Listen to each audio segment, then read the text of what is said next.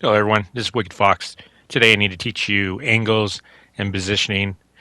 That way, you can do better in Crucible. Your shooting will get better as time goes, but putting yourself in a better position and knowing what to do will allow you to go flawless a lot easier.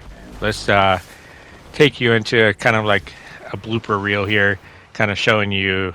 I run into this stuff too, where I don't know if it's just Destiny servers, but it happens occasionally. And you'll see right here. I get the kill. I try to put myself in a positioning, and look at this. Can't hit the guy. He's just warping all over the place. I mean, wasting my ammo. What am I supposed to do? This guy, I throw a freeze thing because I noticed someone was over there when I jumped over the rock. And look at it. He's able to just run right through my freeze. Now, let's take you into the game plan and what I'm doing. This guy takes me off the radar, which is okay for me because Bungie changed now that they're off the radar as well, so they can't see me. Now I heard his footsteps. Now that comes with hearing your sounds. If you go into settings and change your sounds louder than what everything else is, you can hear the footsteps and the guns, and it allows you to get the leverage on them. So that I got the kill, and since I was scoped in on them, there was no way for me to know what was happening. But I can turn around and because of the queue, I kind of guess where he is. Now I'm waiting for my teammates, see what they're going to do because I don't want to be running out here in the middle and no one else is there. Now I'm I'm backing him up. I'm off the radar, and so is he. I'm using this shotgun. It's a slug shotgun. It's like a sniper. I love it. So you see red over here, which is on the radar. You basically want to make sure that you're not getting flanked. It was a one-on-one. He ran. Probably the best thing he could have done.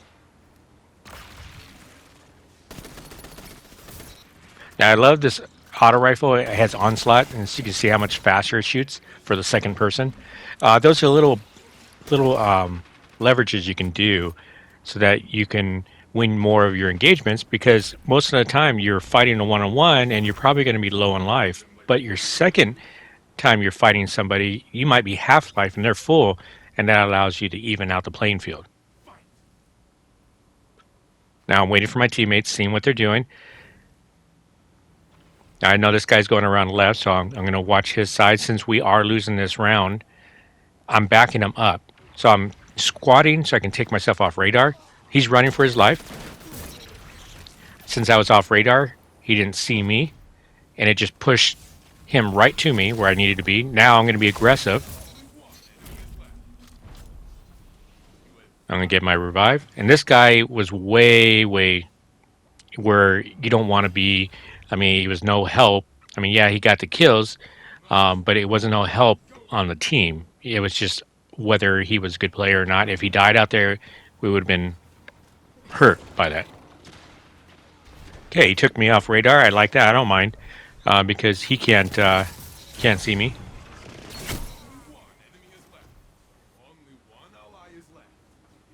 So I just wanted to show you again how I heard the cues from behind me. Now this guy, um, he doesn't know what to do. He's got a grenade launcher. He should go for the revive. I mean, you have the leverage. I mean, you can go out anywhere you want, and it's like going to be a one-shot kill. But he was nervous, and they had the angles. They had one from the left, one from the right. Okay, so I got person down. I got one way out there. If he dies, it's going to make it so much rougher. So I got to get this guy up as soon as possible. This guy's going to be running for his life. That's when you want to be aggressive. When you got the leverage, the upper hand, be aggressive. Keep pushing towards them, but don't do it alone. Then you lose leverage.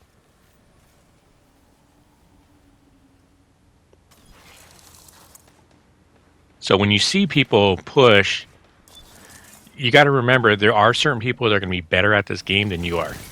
And if they are most likely, like 90% of the time, they're going to win, they can do that. But if you're not one of them, don't go by yourself. Because that's why they're running. They want to pull you away for that one-on-one. And if they're a better shot than you are, you're going to lose that, and then you're going to lose that leverage.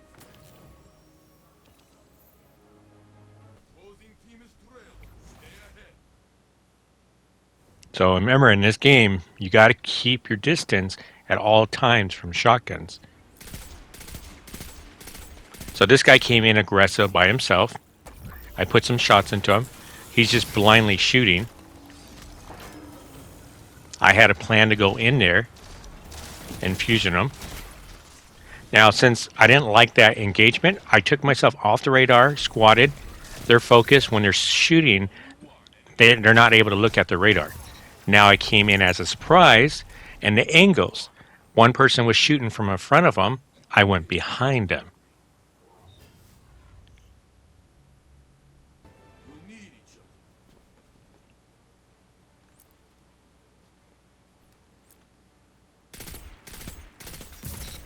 Now I'm bobbing up and down, up and down. It's because I'm just making myself harder to hit. You learn different techniques as you're playing the game, what works and what doesn't work. But I find that it makes it a lot harder for them to hit the headshots. Now I'm pushing because he pushed.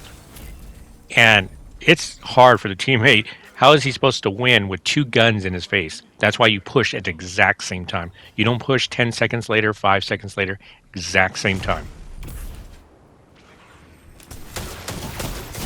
Now I see that I got hurt. There was a surprise. I didn't see him. I took the angle to be able to beat, the other guy to help him, but my teammate didn't do the same for me and allowed the other guy to get the free shots. Those are angles. Now this guy is in my way a lot. I'm trying to make cover. See, he's got that fusion rifle. It's like a one-shot kill. I was able to put shots into him so that way it's flinching him. Here's where I get to be aggressive. I got a slug shotgun. I took cover. Now I come back out again. I got a slug shotgun to hit him at a far range. So my teammates are there, and they're not too far away from me, so they could push in. And then even if I died at that situation, they will have full life, and the other ones won't.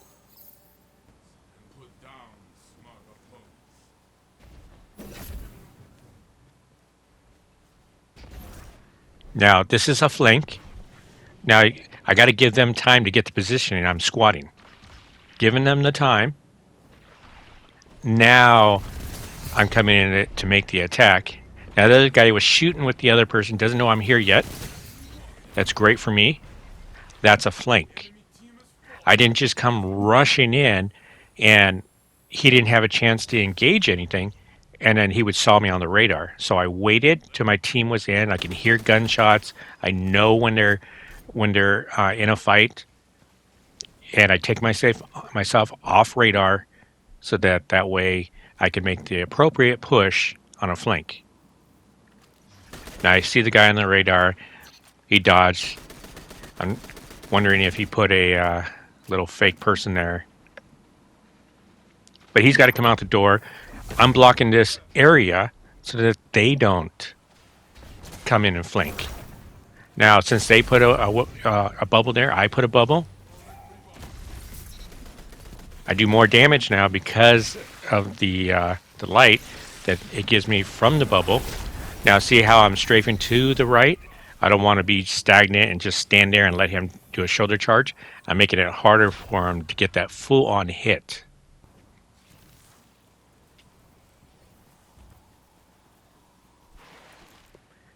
Now, when you practice your shots, this is what you're doing, and see how easy it comes. What I did is I got in, and I looked in a very area where there's a lot of heavy traffic, and I went there. I looked. I saw if there was someone there. If there wasn't anyone there for a second, I'd keep moving on. You don't want to be standing there in the same spot. So You're always wanting to move forward. Now, since I took the other guy, he wasn't expecting to be someone behind him because I took out his wingman. Then I took him out, and his wingman wasn't even paying attention. He was shooting his little, um, fake double. And when you're shooting, you can't see radar. You should always be looking at your radar like every 2 seconds. If you're not shooting something, look at your radar. Now these guys just go rushing in, trying to tell them. See, I play solo, and they can't hear me. I can't hear them. So I have to change my strategy around so that I can kind of help them get the kill as fast as possible because they're too fast to die. And it leaves it a very hard fight for somebody, even if they're a good player. See, these one-on-one engagements is what I want because I can win those one-on-one. But if you go out there and die too fast, I can't get to that position fast enough. You got to give a good player some time to get to that spot so that he can put a foundation and get those angles. But if you're dying so quickly, they're getting the angles and you're not. Now that guy was focusing on my teammate, which makes it easier for me to get the shots in. Now my teammate is dying, but you don't want to just go rushing out here because if he had a shotgun, he just one-shot me. So I take a wide approach and I see how that radar, if the redder that radar is, the closer the guy is. That's why it determines on how close and how far he is. The redder it is, the closer he is. And then if the red turns in the center part, that means he's right on top of you. I mean, he's definitely shotgun range.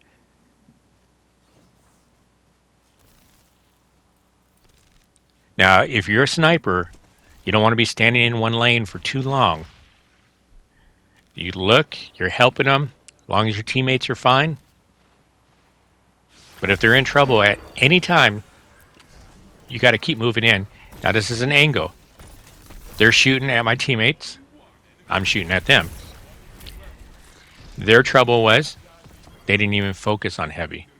When heavy is there, you always go for heavy.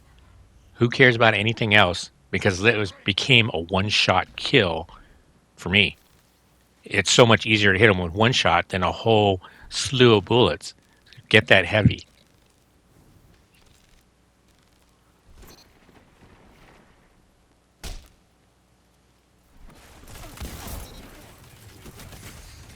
Now that's just practicing your shots like on the Vandals, I always tell you. I came in with a partner and we team shot it and you can only choose one.